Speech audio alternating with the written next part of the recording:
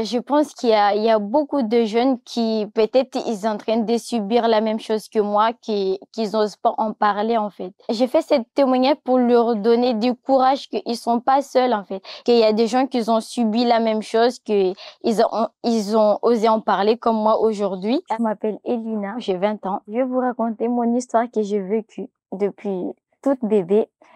J'habitais avec ma tante, car ma mère, elle était très jeune, elle pouvait pas s'occuper de moi. J'habitais avec ma tante pendant 5 ans, 6 ans.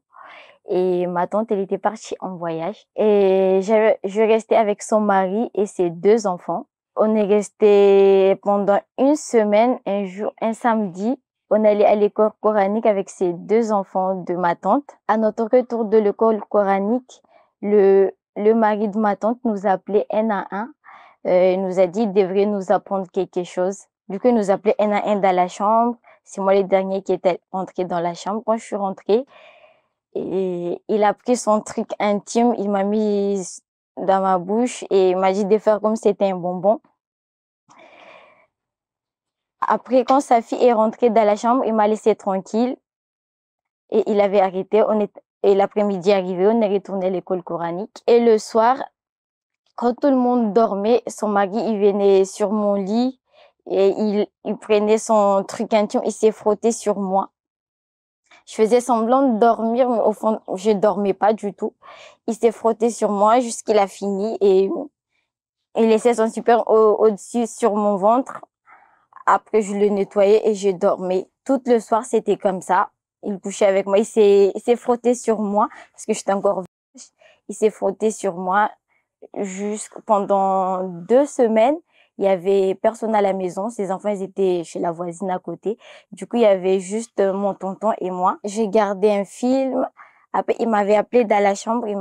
Il m'a dit de rentrer. Je suis rentrée et il m'a dit de me déshabiller. Je me suis déshabillée. Il m'a dit de monter sur les lits. Je suis montée sur les lits et il m'a dit d'écarter mes jambes.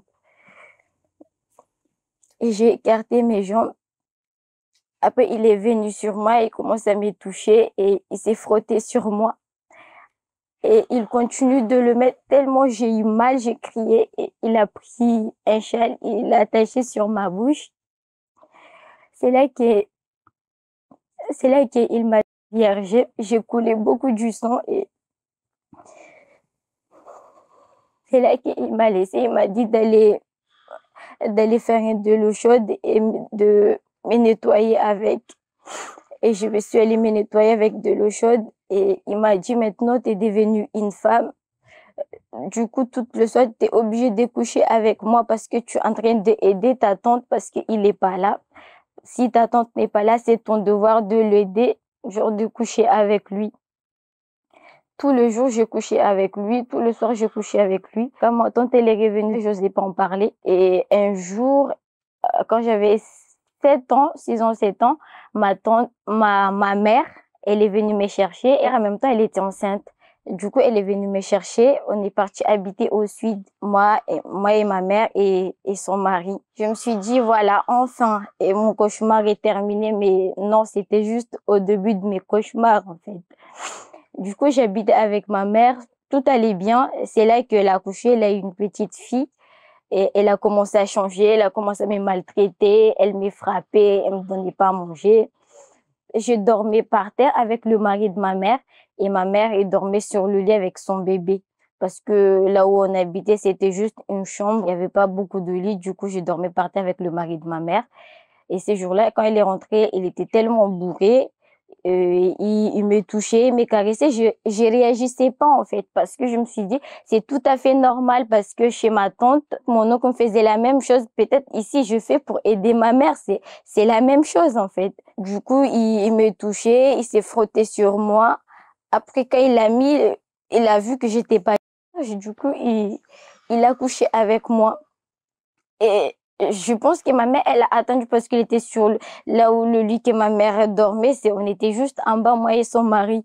Du coup, ça a continué comme ça. Tous les jours, son mari couchait avec moi. Jusqu'à mes 11 ans, 11 ans comme ça. Et je suis tombée enceinte de le mari de ma mère. Et il m'a ramenée chez une dame à Mairie de Poroani et ils m'ont fait apporter, ils m'ont donné des médicaments traditionnels et la dame, elle a mis sa main, il m'a mis dans mon partie intime, je sais pas ce qu'elle avait enlevé et j'ai coulé beaucoup du sang, du coup, j'arrivais pas du tout à marcher. Du coup, elle a dit à mon beau-père, le mari de ma mère, que je devrais rester avec elle. Au moins, si quand je vais bien, c'est là que je vais retourner à la maison. Et c'est le lendemain de là, c'est là que je suis rentrée à la maison. Et je trouve que ma mère, elle pose pas des questions là où j'étais. Rien du tout, en fait. D'habitude, si je rentre tard à la maison, quand je vais à l'école coranique, je rentre tard à la maison, elle part, t'étais où? Mais ces jours-là, elle avait pas en parlé, m'a pas dit, t'étais où? Rien du tout. Et le lendemain, je devrais aller à l'école. J'avais tellement mal. En fait, la rumeur, ça circulait au collège, là où j'étais, que, comme quoi j'étais enceinte parce que quand je suis allée au collège, j'étais malade et tout, j'ai vomissé. Tout le monde remarquait ça, puis il y avait des rumeurs comme quoi j'étais enceinte et tout. Et ces jours-là, quand tout le monde parlait de moi au collège, c'est là que je voulais aller voir un assistant social pour en parler de ce qui se passe chez moi, en fait. Mais c'était un jour de lundi parce que au collège de Kanikeli, là où j'étais, il n'y avait pas une assistance sociale, il y avait que le jour de mercredi. Du coup, j'étais de mon côté et ça me travaillait la tête, tout ça, en fait. J'ai mal et ma mère faisait rien.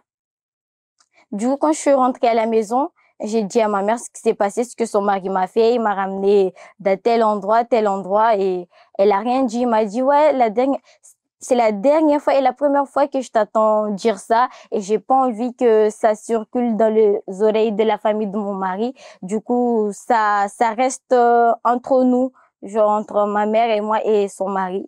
Du coup, quand son mari est rentré, ma mère lui a tout raconté ce que je disais. Du coup, son mari m'a battu, m'a frappé et ma mère aussi. Elle m'a frappé aussi pour que j'en parle pas. Elle a dit si j'en parle, ils vont me chasser de la maison. Du coup, j'avais nulle part où aller. Du coup, je n'osais pas du tout en parler. Un jour, j'ai eu tellement marre de ce que son mari m'a fait parce que en même temps, j'ai mal. Quand il couche avec moi, j'ai mal. Et j'arrivais plus à supporter, en fait. Je suis allée voir le CPE dans notre collège. Je lui racontais tout ce qui s'est passé. Il m'a dit d'aller le voir, retourner le voir le lendemain, en fait. Et je suis retournée à la maison, j'ai menacé ma mère et, et mon beau-père. Je lui ai dit comme quoi je suis allée voir l'assistance sociale, j'ai en parlé, mais c'était pas l'assistance sociale, c'était juste les CPE de notre collège.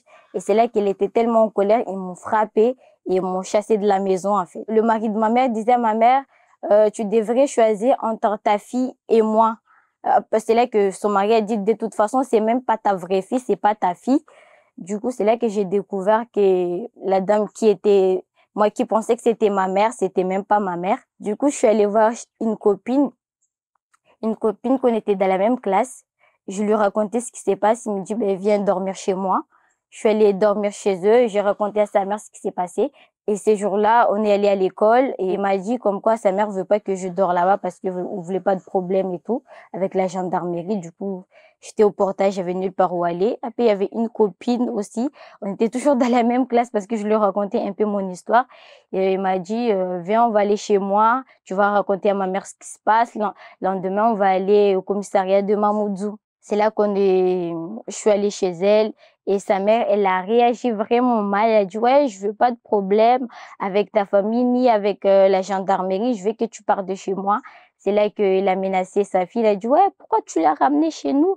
Moi, je veux pas de problème. Déjà, j'ai des problèmes et tu me rajoutes des problèmes. Du coup, j'en pouvais plus, en fait. Je voulais pas être une fardeau pour tout le monde, en fait. Du coup, tout ce qui se passe, ça revenait dans ma tête, en fait.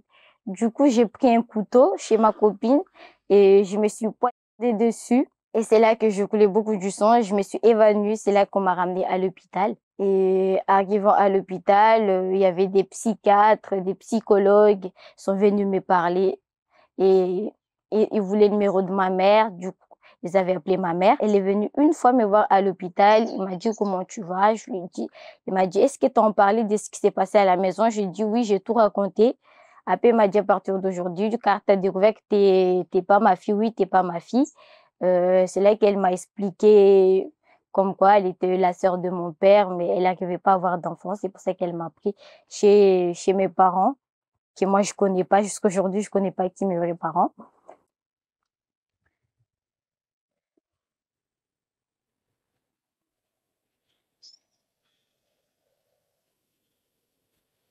Et, et c'est là que j'étais placée à l'ASE. C'est le directeur de l'ASE est venu me chercher à l'hôpital. Ils m'ont placée dans une famille d'accueil sur Cavani.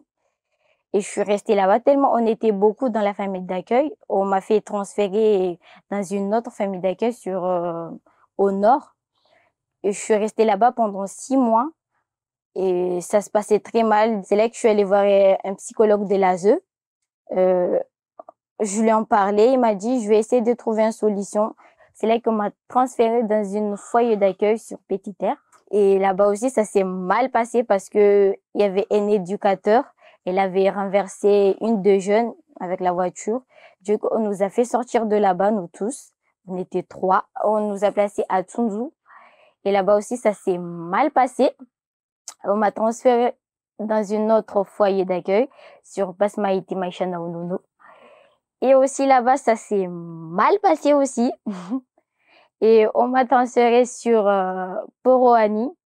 C'était mon dernier foyer en fait. Du coup, je suis restée à Poroani pendant, on va dire, 1 an. Là où j'étais, il y avait juste un garçon et moi. Au début, on était des amis, mais au final, c'est devenu autre chose. Il me touchait les fesses. Pour lui, peut-être c'était une blague, mais pour moi, je prenais pas ça pour une blague. Je lui ai dit, j'aime pas ce que tu fais. Et il me disait, ouais, je vais arrêter, mais il a toujours continué. Et un jour, j'étais aux toilettes, je lavais mes vêtements. Le jeune, il était rentré, il m'a pris sur le cou. Il m'a tenu comme ça, il voulait me déshabiller. Mais heureusement, il y avait une verre juste à côté de moi. Je lui ai frappé dessus et je me suis enfuie. J'ai pris quelques affaires dans le foyer où j'étais. J'ai pris quelques affaires, je suis partie. Il me dit, j'ai pas prévenu à la dame que comme quoi je vais partir. Je suis partie. Je suis allée voir mon copain. Je lui ai dit, il se passe telle chose, telle chose. Du coup, j'arrive plus à subir tout ça. Il m'a dit, ben, reste ici au moins le lendemain, tu retournes à l'ASE, tu racontes ce qui s'est passé là-bas. Ben, je suis restée chez mon copain avec toutes mes affaires. Le lendemain de ça, c'est là que je suis retournée, je suis allée voir. Je lui ai raconté ce qui s'est passé. Il m'a appelé, je lui ai dit, je me sens plus à l'aise là où je suis. Il m'a dit, ouais, déjà, t'as fait beaucoup de foyers d'accueil, c'est chaud, hein. Du coup, il m'a dit, si tu trouves dans un endroit que tu te sens mieux, ben, vas-y. J'avais juste 16 ans. Du coup, je suis habitée avec mon copain. Tout se passait bien. Et un jour, il a perdu son travail. Il est devenu une autre personne. Il m'a tapé, il me criait. Et un jour, il m'a demandé même de faire un truc que je voulais pas faire, mais tellement j'avais nulle part où aller, j'étais obligée de le faire. Il ramenait une de ses amies, genre que je devais coucher avec de ses amis pour que lui, pour avoir de l'argent parce qu'il avait perdu son travail. Pendant au moins 6 mois, je faisais ça. Je me sentais mal à l'intérieur de moi, en fait. Et ça me dégoûtait. Et c'est là, on s'est croisés, moi et une copine à moi, qu'on était dans la même classe quand j'étais au collège. Et elle m'a dit, ouais, viens chez moi, on va en parler. Du coup, j'ai pris mes affaires qui étaient chez mon copain, je suis partie. Et ouais, elle m'a ramenée chez la CFAV sur Mamoudzou. Ils m'ont trouvé un hébergement d'urgence sur Mamoudzou même. Du coup, je suis allée là-bas, je suis restée là-bas pendant un bon moment.